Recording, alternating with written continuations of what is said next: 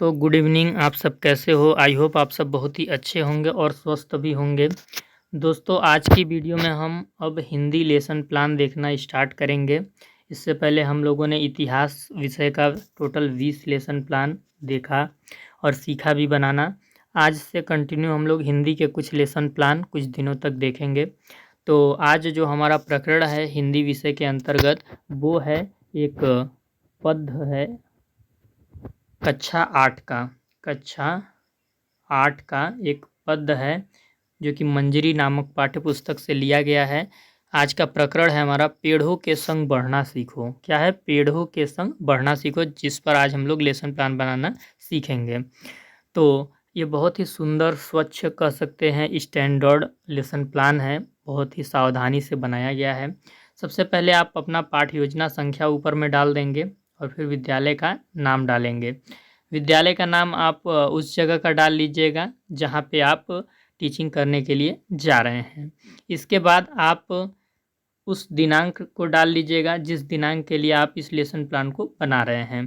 कक्षा डाल लीजिएगा 8, क्योंकि ये कक्षा 8 का लेसन प्लान है। विषय डाल लीजिएगा हिंदी। यदि आप कोष्टक में लिखना चाहते हैं तो पद लिख सकते हैं, वैसे लिखिएगा मत। चक्र यानी कि पीरियड आपको डालना है। तो ये हमने यहाँ पे चौथा पीरियड डाला है, लेकिन आप जिस पीरियड में पढ़ाने वाले हैं उस पीरियड को डाल लीजिएगा। एक चीज़ और ध्यान रखिएगा कि जब आप हिंदी का लेसन प्लान बना रहे हैं तो सारी चीज़ें हिंदी में हो, इंग्लिश का प्रयोग यहाँ पे मत कीजिएगा। अवधि यानी कि ड्यूरेशन, कि आपका पीरियड कितने मिनट का है, तो 40 मिनट का सामान्यतः सारे जगह पे पढ़ाने के लिए समय अवधि होती है। तो आपका अगर कुछ और होगा तो यहाँ पे आप अपने हिसाब से लिख लीजिएगा। प्रकरण में आपको डालना है पेड़ों के संग बढ़ना सीखो, क्योंकि पेड़ों के संग बढ़ना सीखो पाठ का लेसन प्लान आज हम बनाना सीखेंगे। अगर आपके महाविद्यालय में सामान्य उद्देश्य लिखवाया जाता होगा तो यूट्यूब से देख लीजिएगा हिंदी विषय के सामान्य उद्देश्य क्या होते हैं। मैंने भी पढ़ाया हुआ है, इस चैनल के प्लेलिस्ट में हिंदी शिक्षण के सामान्य उद्देश्य मैंने पढ़ाया है, तो आप वो भी देख सकते हैं। तो वहाँ से देखकर आप सामान्य उद्देश्य लिख लीजिएगा यदि आपके महाविद्यालय में लिखवाया जाता होगा तो। इसमें हम विशिष्ट उद्देश्य देखेंगे। पहला हो जाएगा, इस कविता से बच्चों को पर्यावरण संरक्षण की जानकारी प्राप्त हो सकेगी। इस कविता से बच्चों को पर्यावरण संरक्षण का अर्थ समझ आ जाएगा। बच्चों में पेड़ पौधों को लगाकर पृथ्वी को हरा भरा रखने की जागृति आएगी। बच्चों के अंदर प्रकृति के प्रति प्रेम उत्पन्न हो सकेगा। इस प्रकार से 4 विशिष्ट उद्देश्य होंगे। विशिष्ट उद्देश्य दोस्तों प्रकरण से संबंधित होता है, सामान्य उद्देश्य विषय से संबंधित होता है। सहायक सामग्री का हेडिंग डालेंगे और यहाँ पे लिखेंगे पेड़ पौधों का चित्र, बगीचा, लपेट श्यामपट्ट, चाक, डस्टर, लास्ट में आप आदि लिख लीजिएगा। यदि आप कोई चित्र पेपर नहीं ले जा सकते हैं तो इसको मत लिखिएगा, चौक, डस्टर, लपेट श्यामपट्ट आदि इतना लिख सकते हैं। आप अपना जो भी टीचिंग एड्स वहाँ पे यूज कीजिएगा वो लिखिए। इसके बाद आपको हेडिंग डालना है पूर्व ज्ञान का। इसमें लिखना है आपको बच्चे मनुष्य के जीवन के लिए उपयोगी चीज़ों की जानकारी रखते हैं तथा प्राण वायु ऑक्सीजन की सामान्य जानकारी रखते हैं नहीं, यहाँ पे होंगे होगा। क्या रखते होंगे, क्योंकि लेसन प्लान आपका एक हाइपोथेसिस होता है। इसके बाद आपको अगला हेडिंग डालना है प्रस्तावना प्रश्न का। और प्रस्तावना प्रश्न में आपको 3 कॉलम बनाने हैं, क्रमांक संख्या का, छात्राध्यापक क्रिया का, विद्यार्थी अनुक्रिया का। इसमें सबसे पहला क्वेश्चन हम पूछेंगे, मनुष्य को जीने के लिए क्या क्या चीज़ें आवश्यक हैं? बच्चे उत्तर देंगे भोजन, पानी, वायु।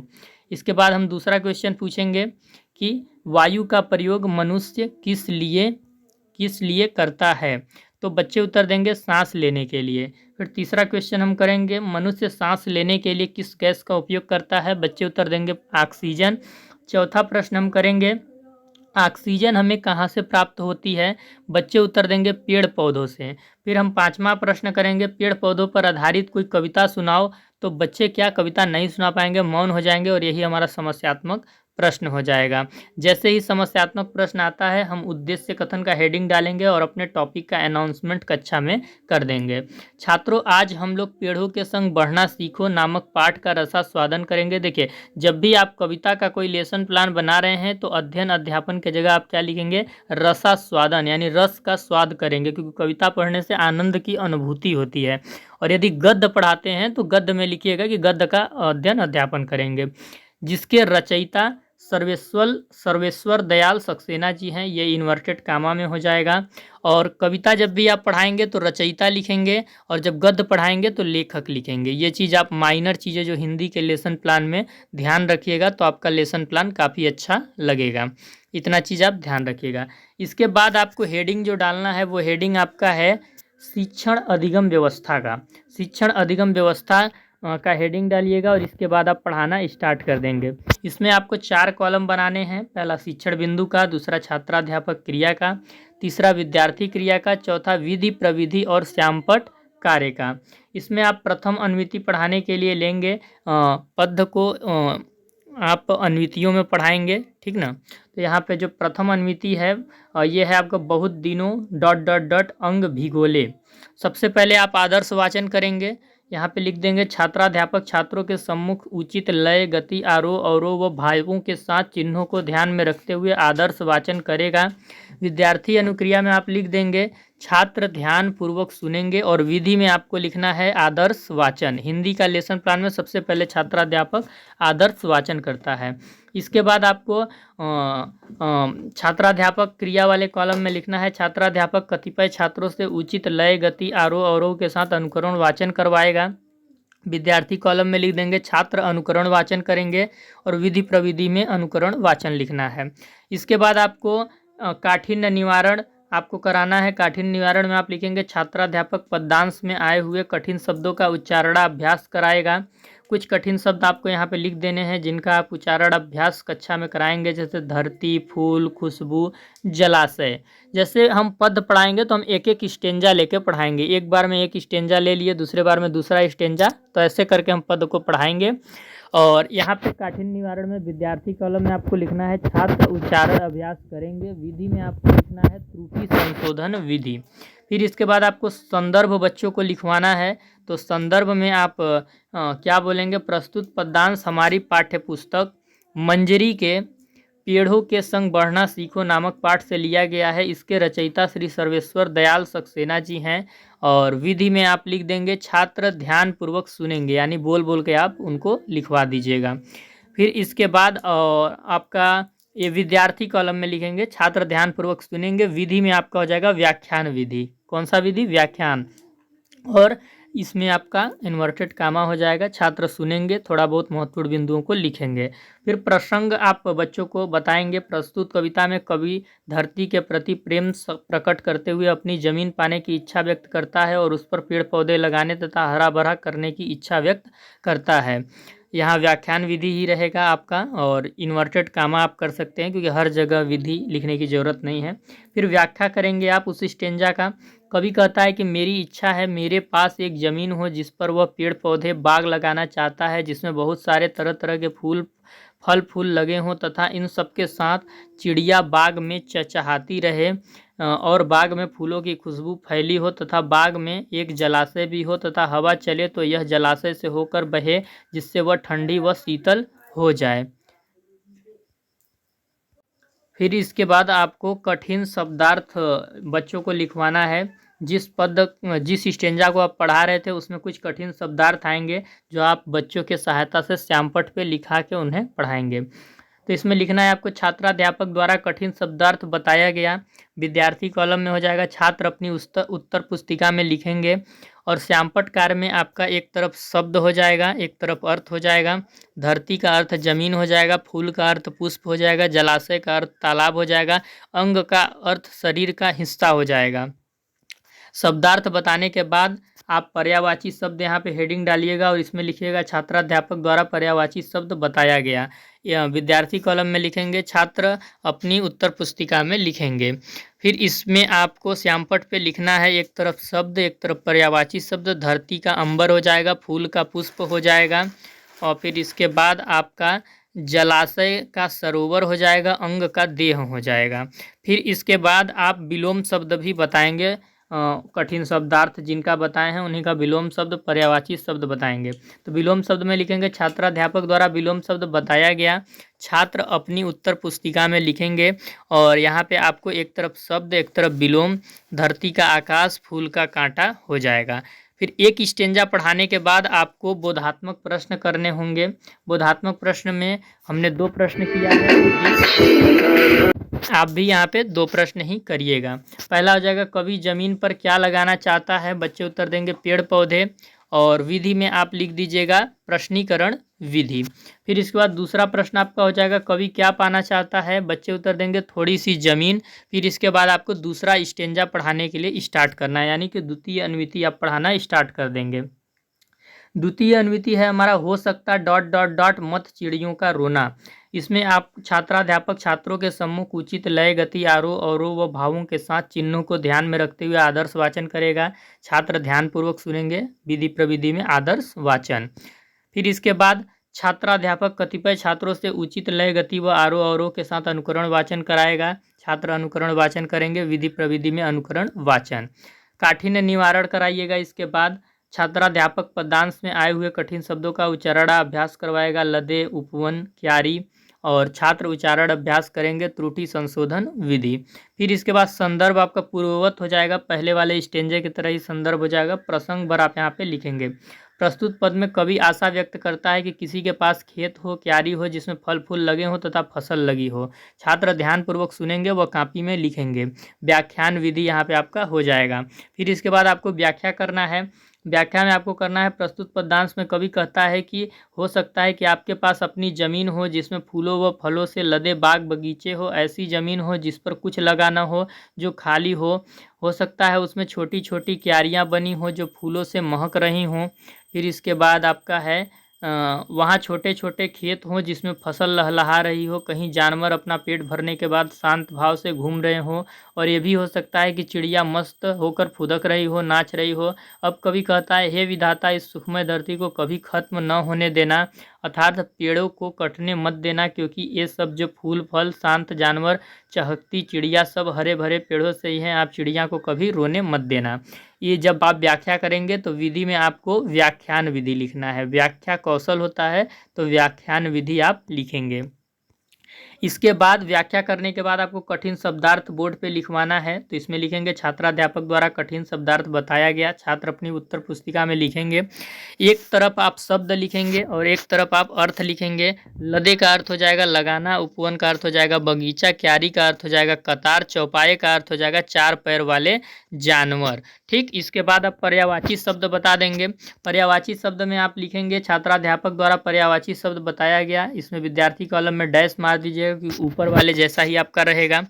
इसमें एक तरफ शब्द एक तरफ पर्यायवाची लिखेंगे। लदे का पर्यायवाची शब्द हो जाएगा लगाना, उपवन का हो जाएगा बगीचा, थोड़ा सा हम आगे बढ़ते हैं, क्यारी का हो जाएगा खेत। इसके बाद आप विलोम शब्द बताएंगे। छात्राध्यापक द्वारा विलोम शब्द बताया गया। छात्र अपनी उत्तर पुस्तिका में लिखेंगे एक तरफ शब्द एक तरफ विलोम। लदे का हो जाएगा छोड़ना, उपवन का हो जाएगा अपवन, क्यारी का पता नहीं है तो इसको छोड़ दीजिएगा, चौपाए का हो जाएगा 2 पाए। तो इस प्रकार आप द्वितीय अनुवृत्ति पढ़ा लिए, यानी सेकेंड स्टेंजा पढ़ा लिए। तो उसके बाद आपको बोधात्मक प्रश्न पूछना है। पहला हो जाएगा कवि ने कैसे बाग बगीचे की बात की है। उत्तर बच्चे देंगे फूलों व फलों से लदे बाग बगीचे की। फिर इसके बाद दूसरा कवि किस चीज़ की विनती करता है, बच्चे उत्तर देंगे धरती को खोने मत देना, पेड़ों को कटने मत देना। यहाँ प्रश्नीकरण विधि के जगह आपको लिखना है प्रश्नोत्तर विधि। क्या लिखेंगे आप? प्रश्नोत्तर विधि। प्रश्नीकरण आपका कौशल होता है तो इसलिए आप यहाँ पे प्रश्नोत्तर विधि लिख देंगे।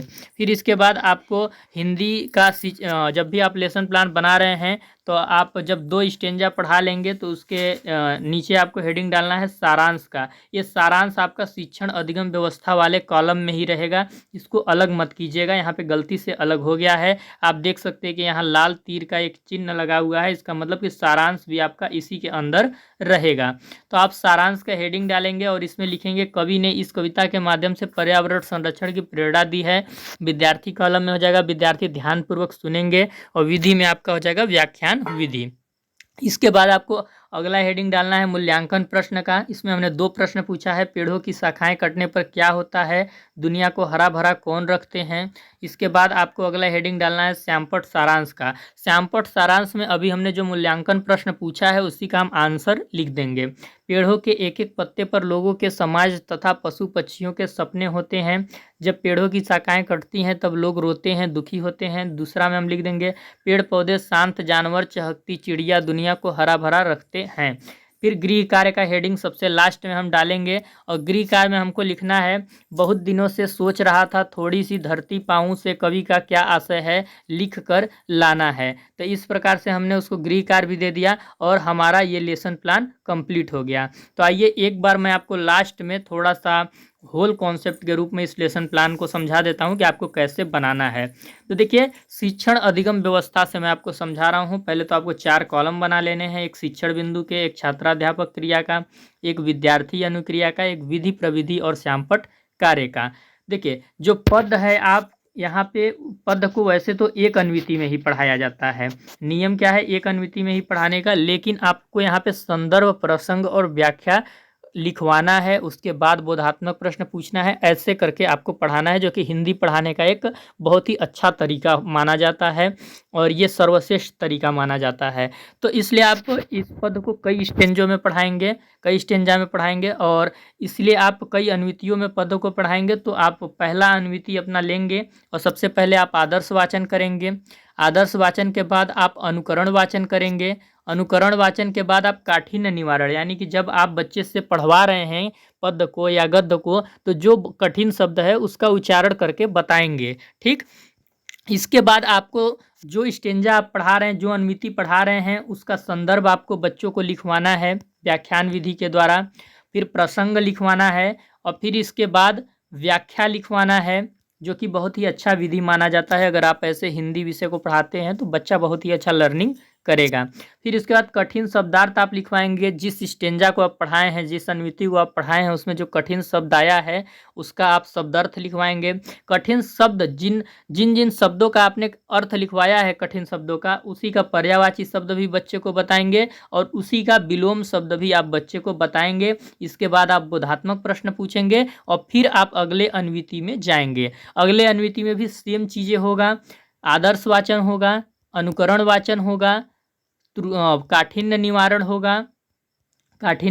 होगा, संदर्भ, प्रसंग और व्याख्या होगा। फिर इसके बाद कठिन शब्दार्थ होगा आपका और उन्हीं शब्दार्थों के, वो जो कठिन शब्द आपने लिए हैं, उन्हीं शब्दों के पर्यायवाची शब्द, विलोम शब्द आप बच्चों को बताएंगे श्यामपट्ट पे लिखवा के। और इसके बाद आप इस हर अन्विति में आपको बोधात्मक प्रश्न लास्ट में पूछने हैं, कठिन शब्दार्थ, पर्यायवाची शब्द और विलोम शब्द के बाद। और इसके बाद आपको लास्ट में जितना भी स्टेंजा आपने पढ़ाया है, जितना भी अन्विति आपने पढ़ाया है, उसका सारांश बताएंगे कि उसका सारांश यानी कि निष्कर्ष, निचोड़ क्या निकल रहा है।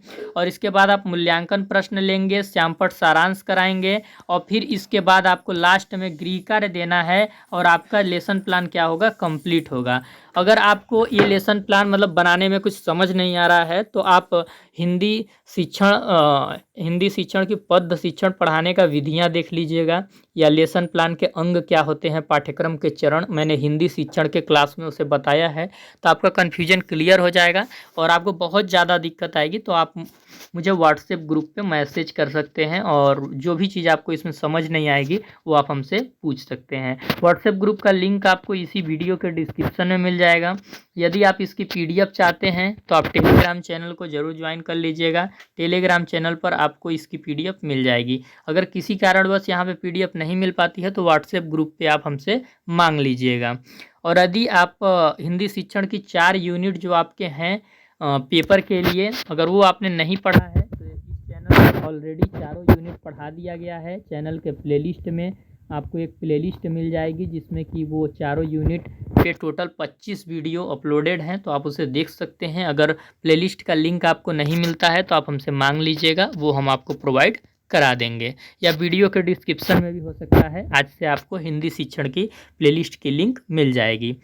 तो चलिए फिर मिलते हैं आपको हम अगले दिन अगले लेसन प्लान के साथ।